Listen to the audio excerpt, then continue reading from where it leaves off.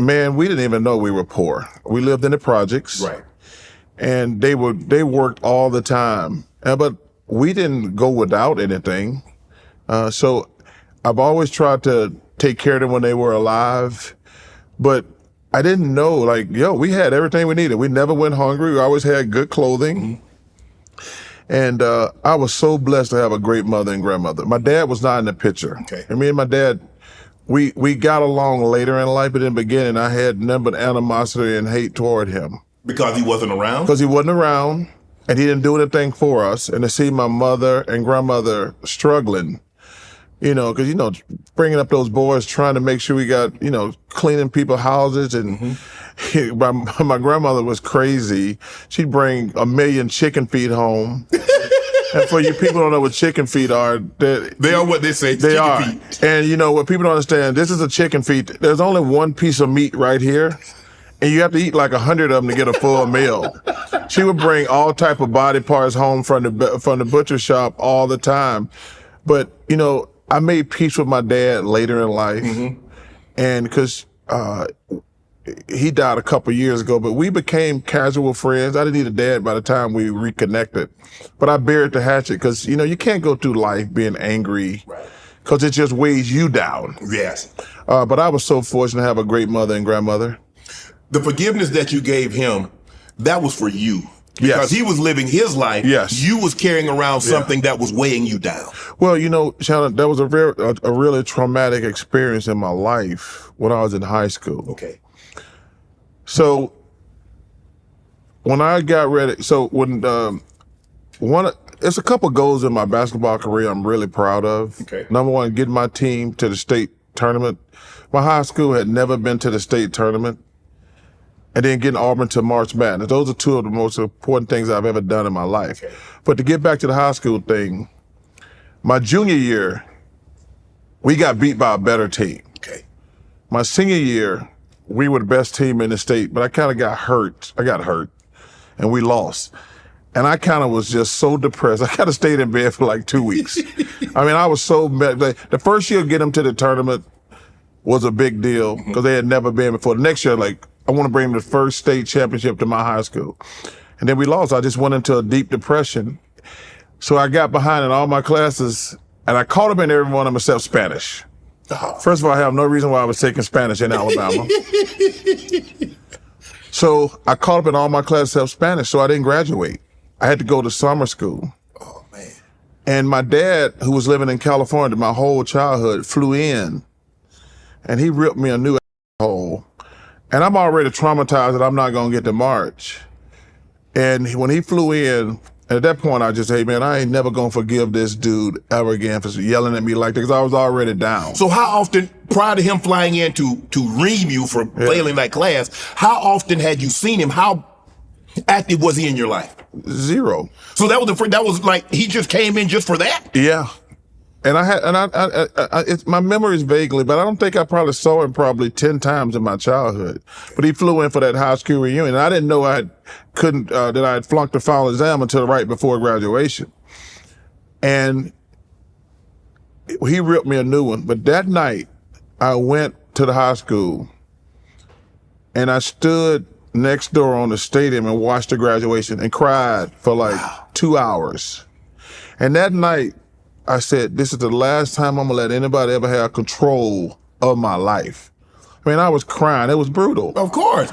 And I was standing there just watching all my friends graduate. And some of the people, let's be honest, they wasn't that nice to me. They were calling me dummy and things like that. Right. So I was kind of out of it. Then I went to summer school. And then from that point on, I got my act together. But the biggest problem was my first few years in the NBA, I was such an asshole. Because I was playing so angry because I was thinking about two people, Miss Gomez and my dad. Miss Gomez, I'm assuming, is a Spanish teacher. Yes. And, people said, man, why you play so angry and so aggressive? And I never told anybody until later. I said, man, every time I stepped on the court, I said, I'm going to stick it to Miss Gomez and my dad. Right. And it wasn't until the spitting incident in New Jersey, when I was sitting in a hotel room crying that night, I said, yo, man, you an asshole. don't play basketball to try to stick it to people, the kids who made fun of you in high school, Miss Gomez. First of all, it was your fault you flunked Spanish. It wasn't Miss Gomez's fault. It was your fault you flunked Spanish. Hey, listen, your dad's an asshole. That's on him. Right. Play basketball because number one, you're good at it. But it's just play. And that was like the turning point in my life. You know, and the second turning point was probably meeting Moses Malone. Right. Because because I was in college for 3 years and I weighed about 290-ish to 300. I was always fluctuating right in there. And then when I got drafted by the Sixers, because I led the league in SEC rebound area, so I think I'm successful and I'm in good shape. Right. But so there's no reason for you to lose weight if you're doing all that. Yes. And because you've been a Hall of Famer, obviously, college shape ain't pro shape. No. Yeah, college shape ain't pro shape. It's a different animal. It is. And I remember I got lucky because Moses lived in the same building as me. Okay. And I said, Moses, I wasn't getting to play. I said, Moses, can I come see you tonight? He said, sure. What's up? I said, I'll tell you later. And I said, Moses, why am I not getting to play? He said, Charles, you're fat and you're lazy. He was that blunt, huh? Oh, yeah. He was great. He's like E.M. Hutton.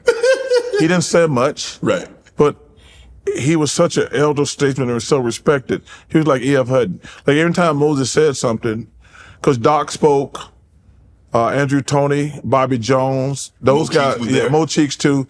But Moses never really said a lot. But when he spoke, that whole locker room like, Moses talking, shut the hell up. And when he told me I was fat and lazy, but then he said the next thing, he said, you want me to help you lose weight? And he said, I'll meet you before practice, after practice. And he said, let's lose 10 pounds. I said, okay. And then I got to about 290. And then he said, let's lose 10 more. Then I get to 280. Now I'm getting to play. Okay. Because I can sustain it. You can't sustain effort at 300. Correct. So now I'm at 280. He said, let's lose 10 more. He gets me to 270, 260, 250. And I look back at that when I talk to kids about losing weight. I said, let's lose some weight. Because if he had said to me, let's lose 50 pounds, I would like, whoa. But he did it in such a smart way. He said, let's lose 10 pounds. Let's lose 10. And then when I got to 250, the rest is history. Right. I'm looking at your childhood. I read that your grandmother ran a bar. No, she didn't run a bar. We had people come to the house, get drunk every weekend. No, so it was, and you think that's normal. Right. And what's crazy about it, Shannon, it was a fight every weekend. Every weekend. Yeah, because the drinking involved and gambling, probably. So that's what it was. So we didn't have a bar in my hometown. Oh, okay. So starting Friday. Pay period. Everybody, because now, everybody's trying to make extra money. Yeah. And once they start losing, it's going to be a fight because they start drinking. So my grandmother would go to Georgia every week and get cheaper alcohol. And do shots. So I was kind of like the guy who bought the shots out. Right. And then go back to my room. Charles, come here, we need another drink. But starting Friday around 6 o'clock. Okay. 10 people would come over and gamble. And then once it always started out civil. And then once somebody got drunk and started losing their money, it was always going to be a fight. Of course. And we did that every Friday and Saturday, pretty much my entire childhood.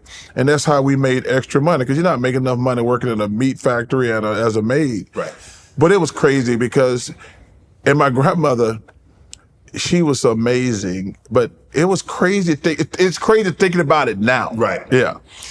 What kind of lessons did that teach you? Seeing your grandmother doing what she could to make ends meet. You see your mom doing what she can to make ends meet. There's 4 boys going on. You're not getting the assistance that you need from your dad. You're not getting the love, the advice, the discipline from your dad. So what kind of impact did that have on you? Well, so I had started stealing. And one night the cops chased us. That was the closest we all got to getting arrested.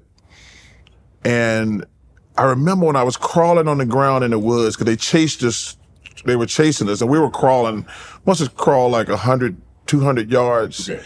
And I remember I had dirt everywhere and scars everywhere, and I was like, damn, my mother and grandmother are working their ass off every day, and you out here being a crook. And then that's when I said, you know what? I got to give these ladies the love and the respect they deserve. So then I said, you know what? I'm going to just play sports. And then what's really funny about it, I sucked at sports. I wasn't any good because I didn't have my growth spurt. Because most people don't know that I was only 5'10" when I was a junior in high school. If I hadn't had the growth spurt, ain't no telling what I would be doing today. Because I was a 5'10" backup point guard.